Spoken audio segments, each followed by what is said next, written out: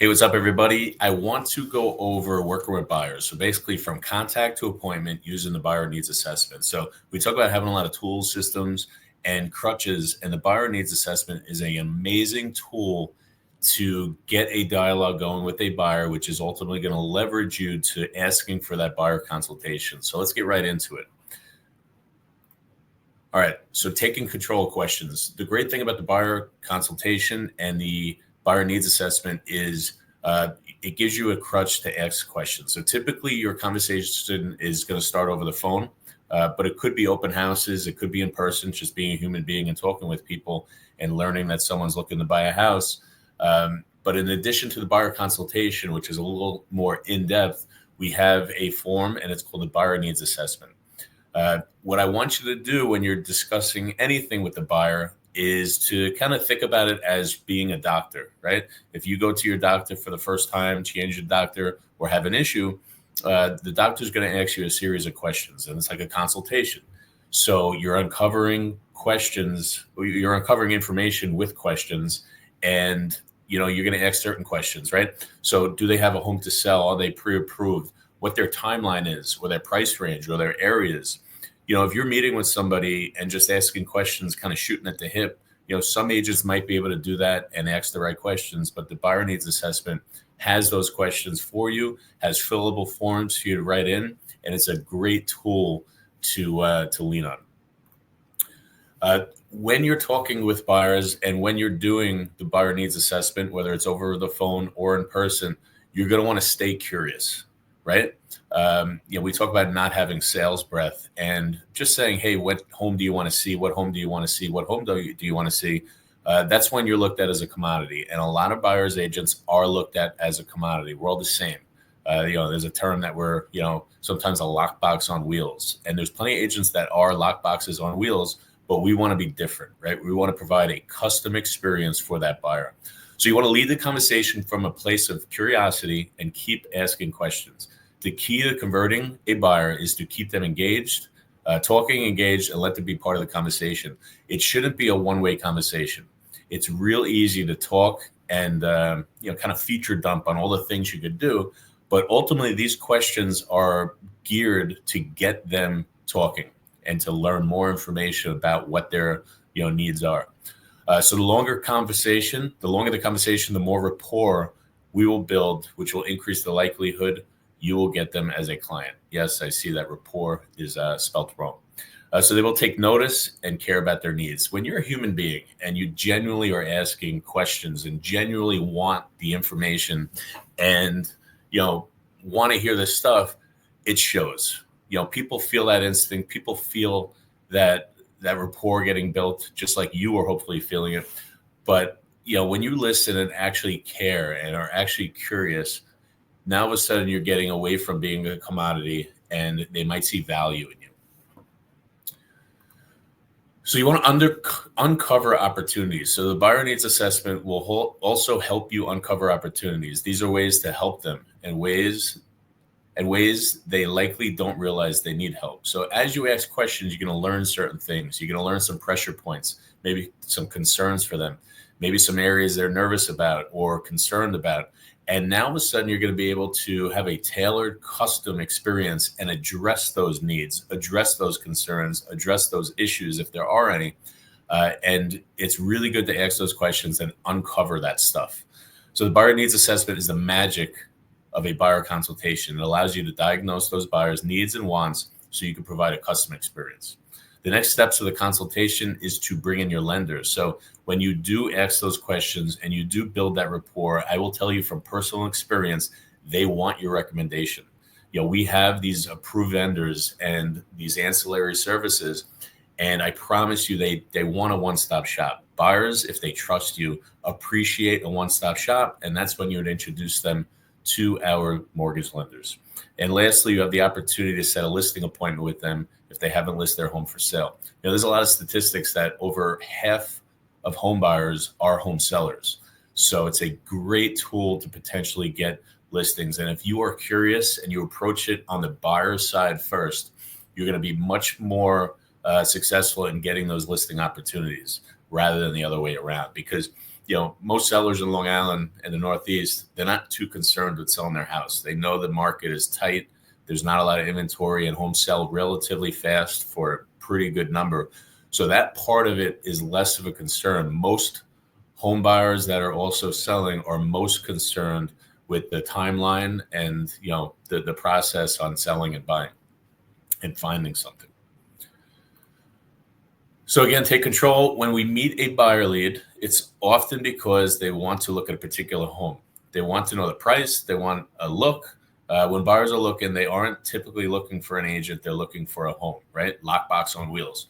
So that creates the dreaded "I'm just looking" response, right? So you're just the tool to get them into that house.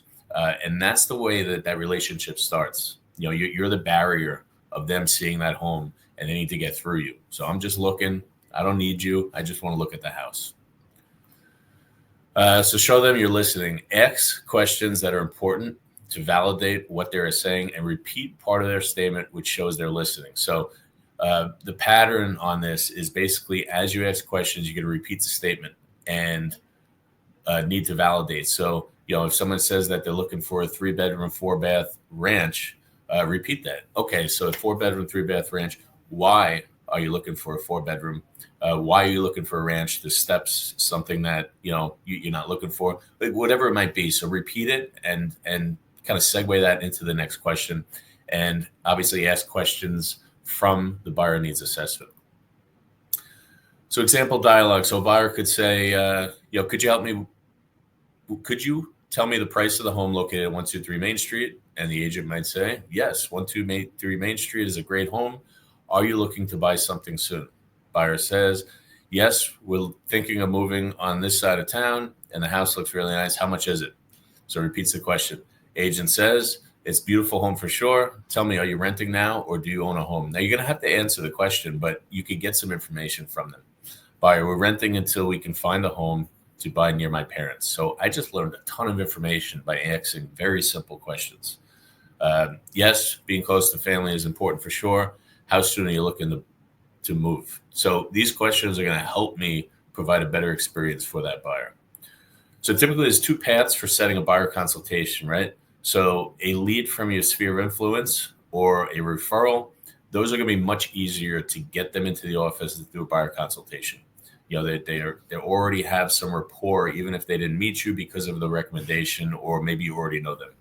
A lead from an outside source, someone who doesn't already know you, an online lead, or someone who saw your marketing and gave you a call, those might have some additional challenges. So you're going to have to try to show value during that buyer needs assessment to hopefully bridge that to a buyer consultation. If all else fails, you want to nurture them. So if at any point during the process with either lead, you're unable to obtain a buyer consultation appointment, that's okay, right? That happens. The more conversations you have, frankly, the more rejections you're going to get. And that's kind of part of the game, right? It's a numbers game. So you want to have as many as possible, but it's okay if you can't get that buyer consultation. But you can simply offer to check in again and offer to help with their online search. At this point, they move into the nurturing status. Set these types of contacts as an active lead using my white grid and the standard operating procedures, and provide automated, customized nurturing follow-ups. Also search alerts. There's a lot of good things you can set them up with. So promote that you give online MLS home search access and access to white grid's exclusive database. So there's value in providing those detailed search criteria with instant notifications. So through Matrix, you could do that, set it up where it's real detail oriented. So they're only seeing houses that they want to see. You could also use search alerts. So you could offer your client a better free, no hassle search alert to get a buyer consultation appointment with them. You could easily set up search alerts through My White Grid. You enter in all the search criteria, price, location, size, and they get automated emails every time a listing comes out that fits their criteria. You could also set that up through Matrix. Set up the buyer consultation appointment in person. So leverage the buyer needs assessment to get face-to-face. Provide soft closes on their online home search and access to the exclusive database as a reason to meet. So here's just an example of part of the conversation you can do when you're doing that buyer needs assessment.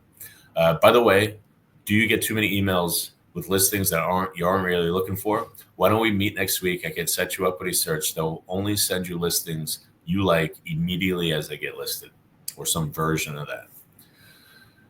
Complete the buyer needs assessment. So in the next step, you're going to look back at the buyer needs assessment during your buyer consultation appointment. You're going to dig in further on these questions and get more information from the client. So when you have those answers and you have that form, you're going to pull it out in the buyer consultation and review it. And it shows the buyer that you actually listened. They actually wrote down. There's a level of professionalism where now all of a sudden they're seeing you more than just a lockbox on wheels and more than a commodity.